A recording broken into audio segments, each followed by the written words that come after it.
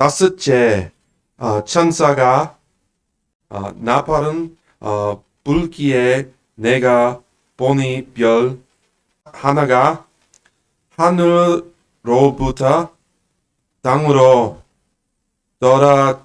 떨어졌는데 그가 바닥 없는 구덩이에 열쇠를 받았더라.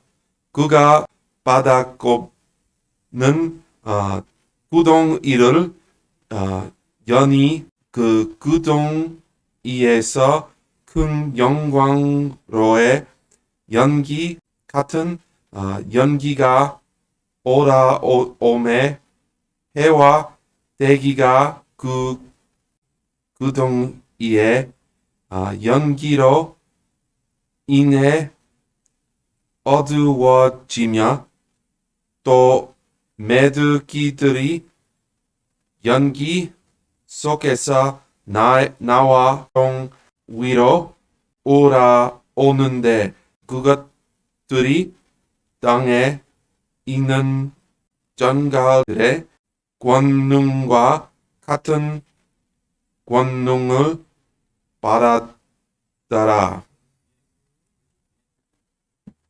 말씀 시간 위에 기도하시겠습니다.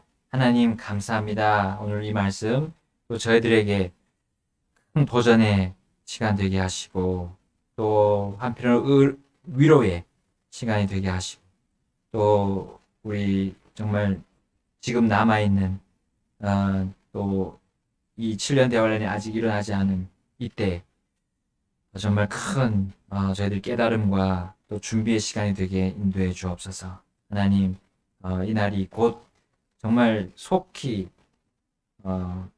다가올 수 있는 이 현재를 저희들 살고 있사오니 하나님 저희들이 이 미래의 말씀들에 또 깨어서 저희들의 삶을 잘 조정하고 또 주님과 함께 걷는 일에 큰 도움을 받는 그런 말씀이 되게 인도해 주옵소서.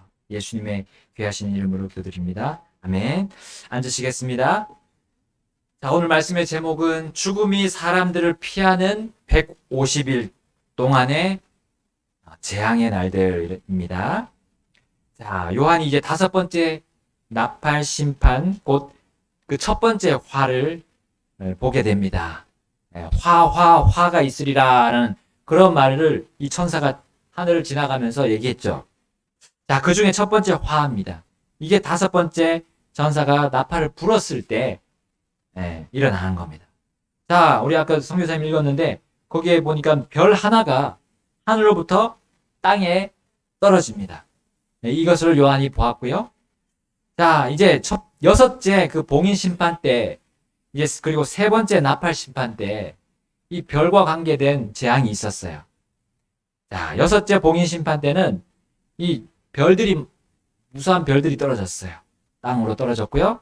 그리고 세 번째 나팔 심판 때는 그 별 하나가 쑥이라고 이름하는 그 별 하나가 물들의 근원에 떨어지는 장면이 나옵니다.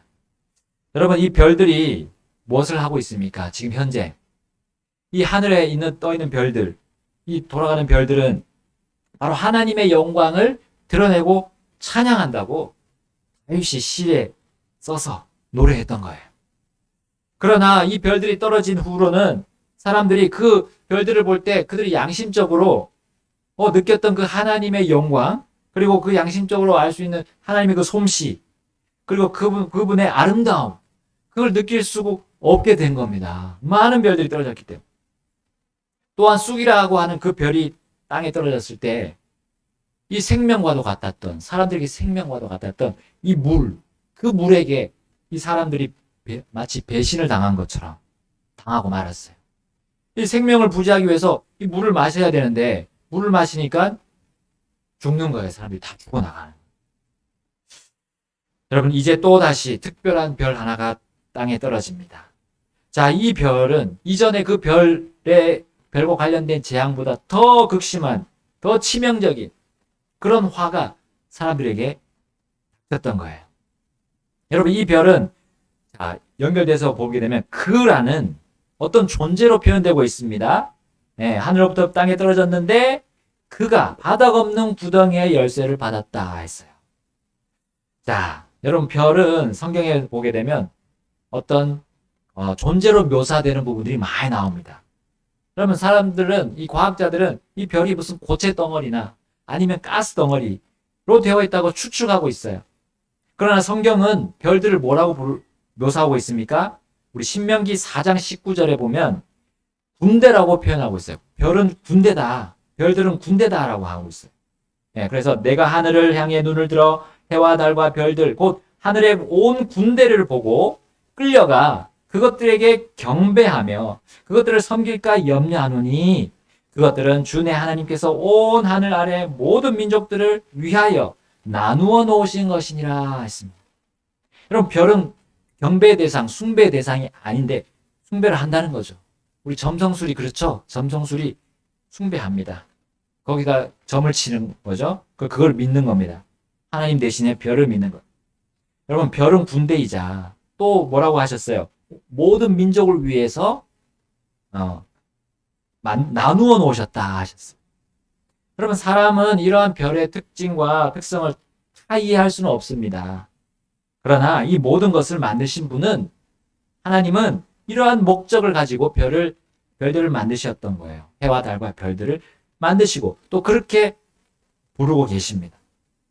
또한 이 별들은 사사시대, 우리 성경에 보면 사사시대에 이 이스라엘 군대와 함께 그 시스라의 군대, 그 이민족이죠. 이방 민족 시스라의 군대와 대항해서 그 별들이 싸웠다고 기록이 되어 있습니다. 사사기 5장 20절에 이렇게 나옵니다.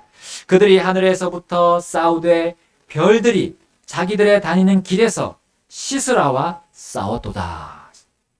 여러분, 별들에 대한 이 묘사들을 보면 정말 살아있는 그런 존재임을 우리는 알 수 있습니다.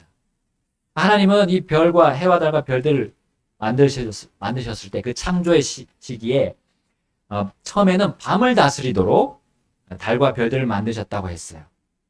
우리 시편에도 136편 9절에 밤을 다스릴 달과 별들을 만드신 분에게 감사하라. 그분의 긍휼은 영원하도다 했어요.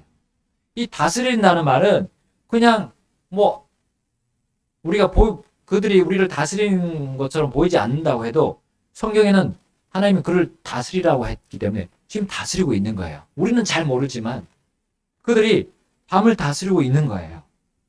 그리고 우리 민족들을 위해서 지금 계속 그들은 운행하고 움직이고 있는 겁니다. 계속 같은 그 순환 회로를 따라서 돌고 있어요. 여러분, 별들이 생명체라면 그 이름도 가지고 있어야 됩니다. 근데 사람은 그 별들의 이름을 다 지을 수 없어서 막 숫자를 넣습니다. 몇 번이라고 이렇게 숫자를 넣잖아요. 근데 하나님은 다 부르신다고 시편 147편 4절에 말씀합니다.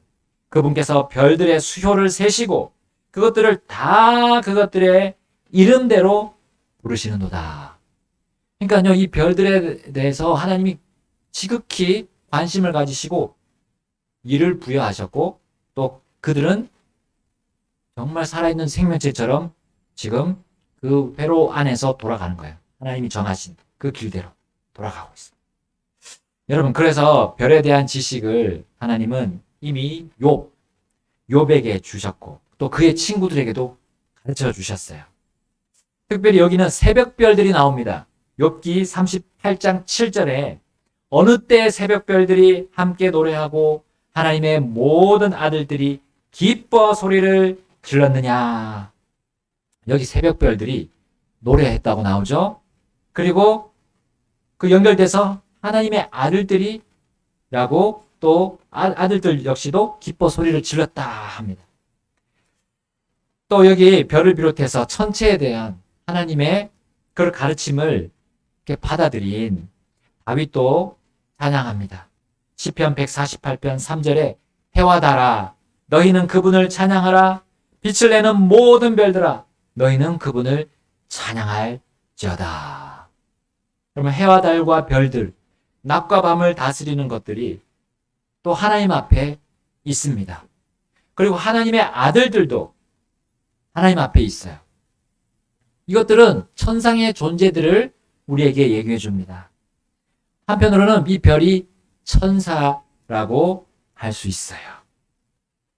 그래서 시편 19편에는 이 해와 달과 별들이 소리를 내고 있어요. 노래를 할 수 있다면 소리를 낼 수 있어야 돼요. 그렇죠? 찬양할 수 있으려면 소리를 낼 수 있어야 돼요. 기본적으로. 그런데 여러분, 우리 소리를 아이들이 들을 수 있는 소리 있어요. 주파수 대의 소리가 있어요. 그리고 어른들이 들을 수 있는 주파수 대의 소리가 있어요. 이게 또 동물들이 들을 수 있는 그 소리가 있어요.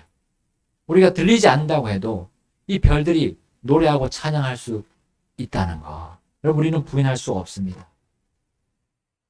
그런데 어떤 찬양을 하고 있습니까? 하나님의 영광에 대해서 찬양하고 있다는 사실이에요. 자, 그리고 대환란 시기에도 소리를 낼 것인데, 이 별들이 소리를 낼 것인데, 그 소리들 중 하나가 이 바로 나팔 소리와 관련이 된다는 겁니다. 7 천사들이 부는 그 나팔 소리를 이 세상 모든 사람들이 귀로 그때는 듣게 될 거예요.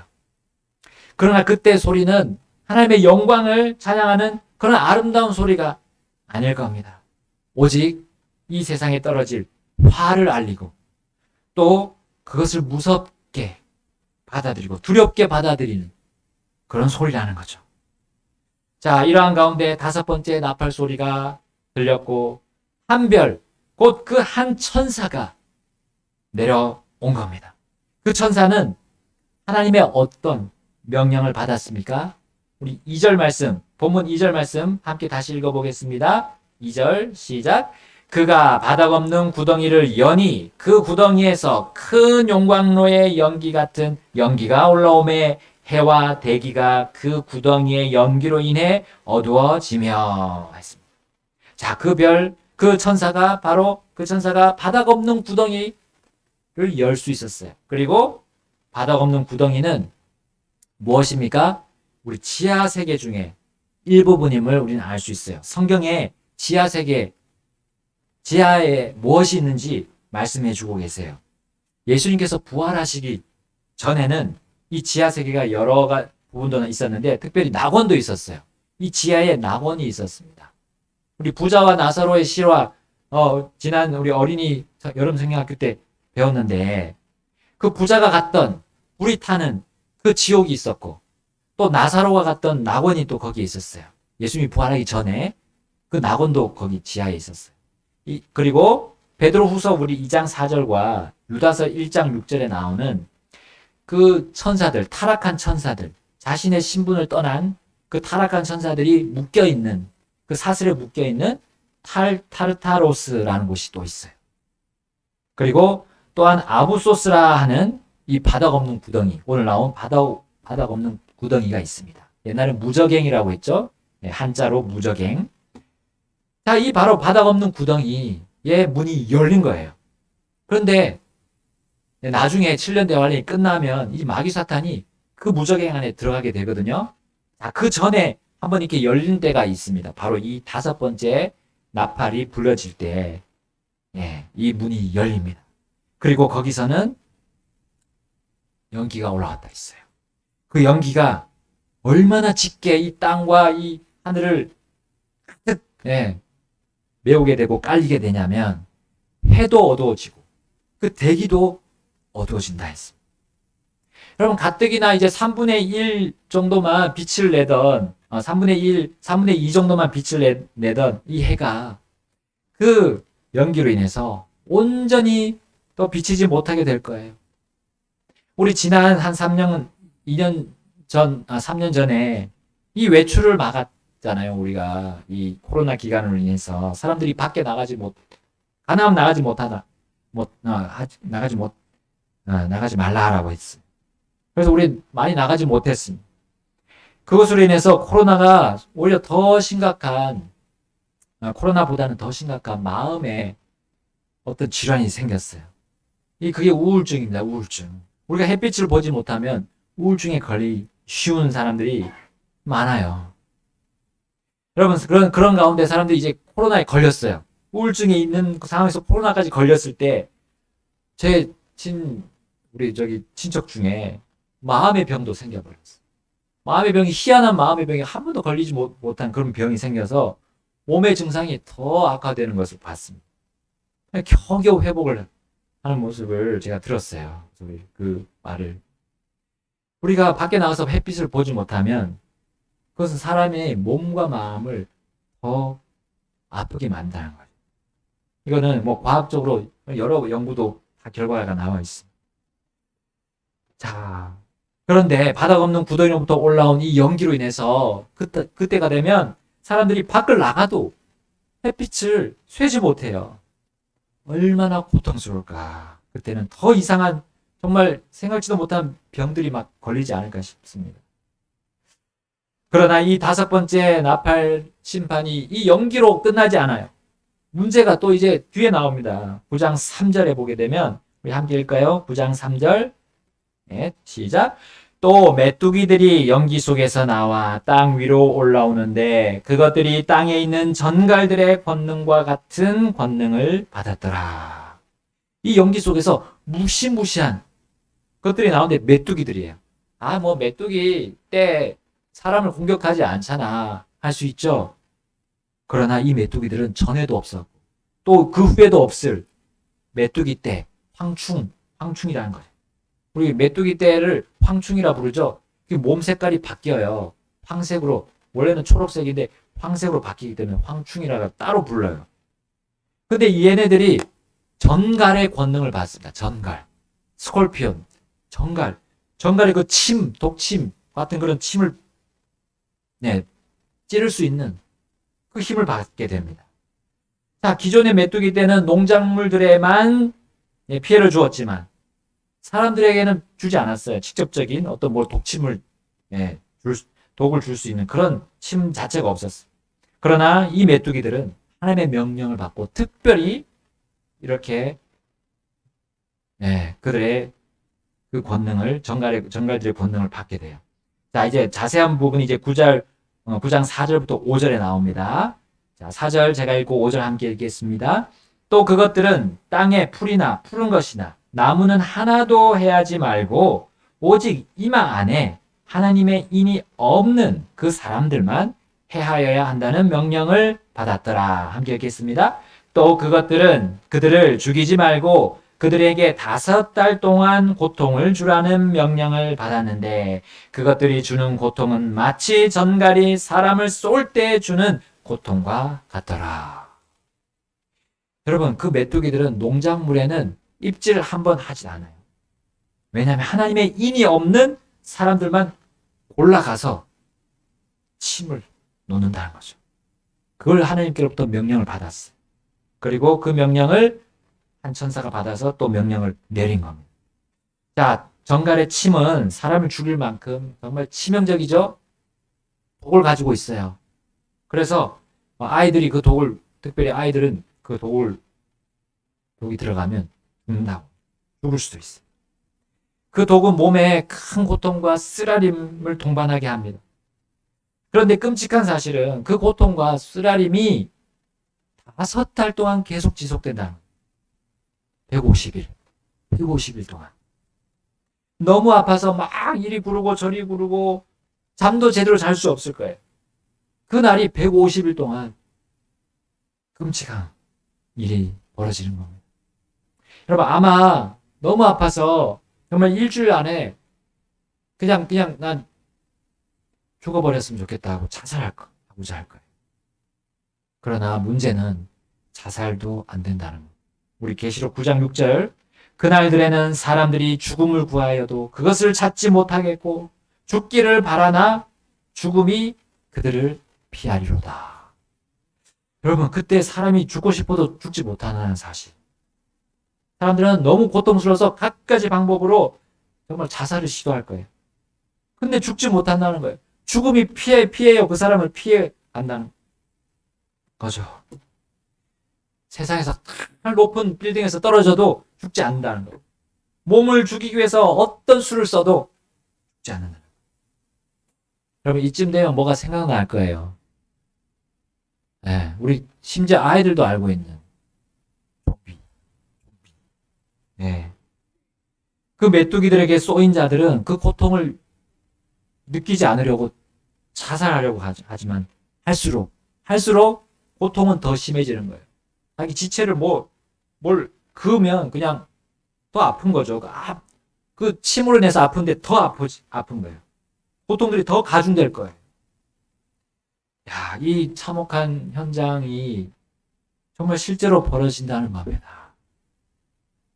여러분, 환난 성도들, 그 당시에 그것을 볼 환난 성도들은 그들에게 어떻게 복음을 전할 때 또 무슨 말을 같이 할까요? 여보시오, 지금부터 5달 동안, 알겠죠? 이 성경을 알고 있겠죠? 그 환난 성도들. 지금부터 5달 동안 당신이 무슨 일을 해도 죽지 않으니까 자살하려고 시도하지 마세요. 당신의 몸을 해하면 해할수록 더 고통스러울 것이에요. 그러니까 이제 곧 오실 예수를 믿고 우리 천국 갑시다 라고 전하지 않을까. 요한은 하나님의 인이 없는 사람들에게 끔찍한 고통을 주게 될 이 메뚜기들의 모양을 이제 세밀하게 묘사하고 있습니다. 7절부터 10절 말씀입니다. 제가 먼저 7절 읽겠습니다. 그 메뚜기들의 모양은 전투를 위하여 예비한 말들 같고 그것들의 머리에는 금과 같은 관이 있으며 그것들의 얼굴은 사람들의 얼굴 같고 또 여자의 머리털 같은 머리털이 그것들에게 있으며 그것들의 이빨은 사자의 이빨 같더라. 또 철 흉갑 같은 흉갑이 그것들에게 있으며 그것들의 날개 소리는 전투하려고 달려가는 많은 말들의 병거 소리 같고 우리 함께 10절 읽겠습니다.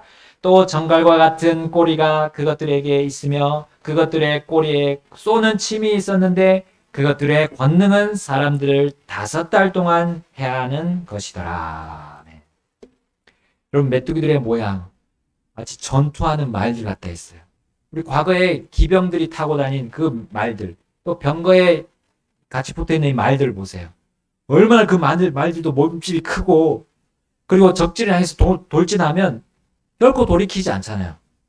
적군이 막 창을 들여서 이렇게 막으려 해도 돌진해서 그냥 치고 나가고 쳐서 부수는 것들이 그 전투 말들이었어요.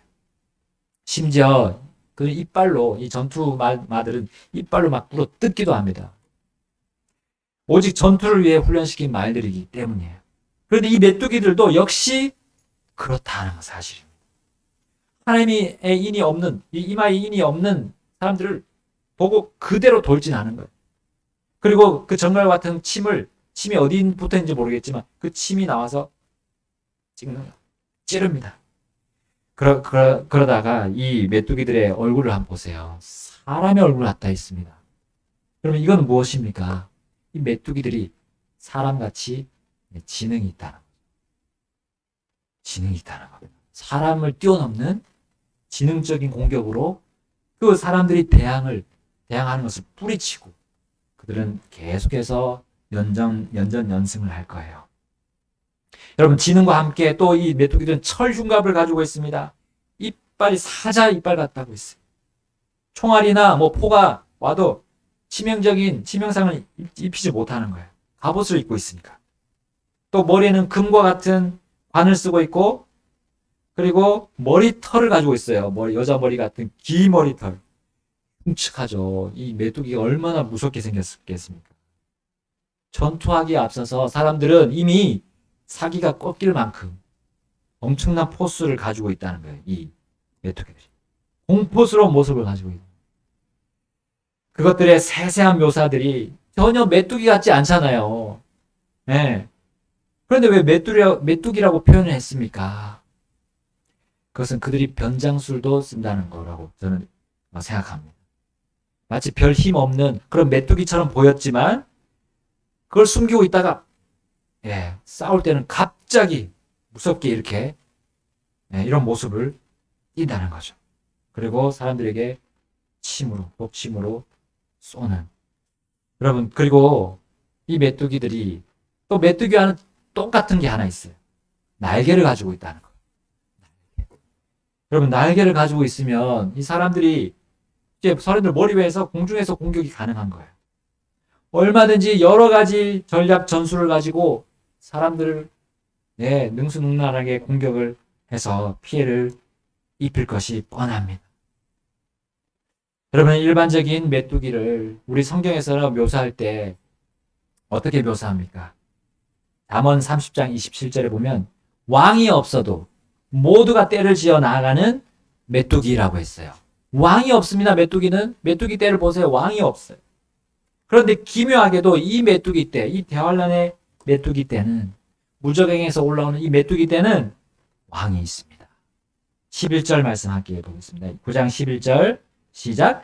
그것들을 다스리는 왕이 그것들에게 있었는데 그는 바닥 없는 구덩이의 천사니라. 그의 이름은 히브리 말로는 아바돈이나 그리스 말로는 아폴리온이니라. 그럼 이 메뚜기들의 집이 어디였습니까? 네, 바닥 없는 구덩이였죠. 그리고 이 바닥 없는 구덩이를 연 존재, 그 별이었는데 그 별이 바로 그 정체가 천사임을 여기서 볼 수 있습니다.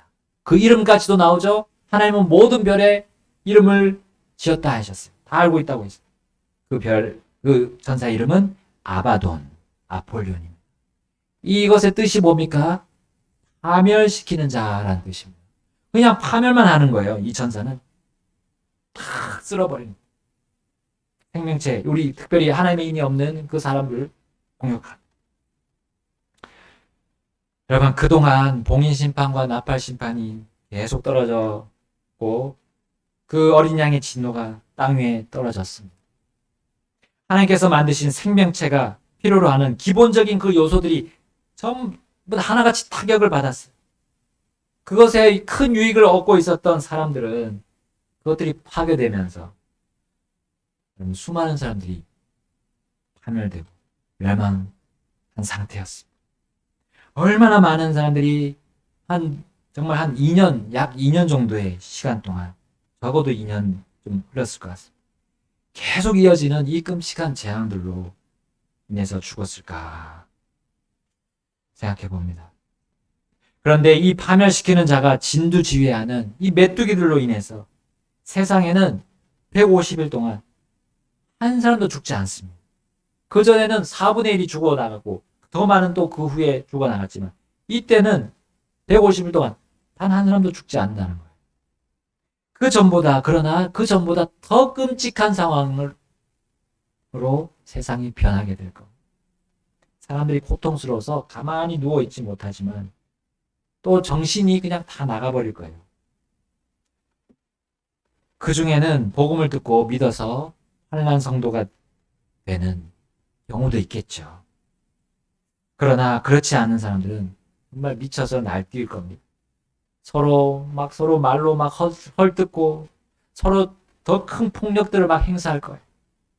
난장판이 되지 않을까 생각합니다. 여러분, 지금 전 세계에 나오는 그런 영화들 한번 보세요. 영화들. 특히 마지막 종말, 재난의 날을 이렇게 상상해서 이렇게 하는 그런 영화들 보게 되면 그 모티브가 어디서 나올까 생각합니다. 난장판이 되는 세상을 묘사할 때 그들은 어디에서 그 아이디어를 가지고 올까요? 참 아이러니하게도 그들은 이 성경 안에서 지금 가지고 온 거예요. 요한계시록. 그것도 7년 대환란에 일어날 그 일들을 가지고 그 재앙들의 모습을 가지고 모티브를 삼아서 영화들을 제작하고 있습니다. 근데 제작자들은 결코 하나님의 심판이 실제 일어날 거라고 믿지 않아요. 아이러니한 일입니다. 그들은 돈을 벌기 위해 그 일을 하기 때문이에요. 돈을 벌기 위해 컴퓨터 그래픽으로 세상 끝에 그 참혹한 모습을 그리고 있습니다. 이 성경을 모티브로 해서. 돈을 위해서. 그리고 사람들이 이목을 집중시키기 위해서 뭘 만들었습니까? 좀비를 만들었어요. 죽지 않아요. 아무래도 죽지 않아요. 계시록 9장 6절 말씀이죠. 그날들에는 사람들이 죽음을 구하여도 그것을 찾지 못하겠고 죽기를 바라나 죽음이 그들을 피하려다. 이걸 가져와가지고 좀비를 만들어요. 얼마나 그 영화들이 퍼져나갔으면 우리 아이들도 지금 다 알고 있어요.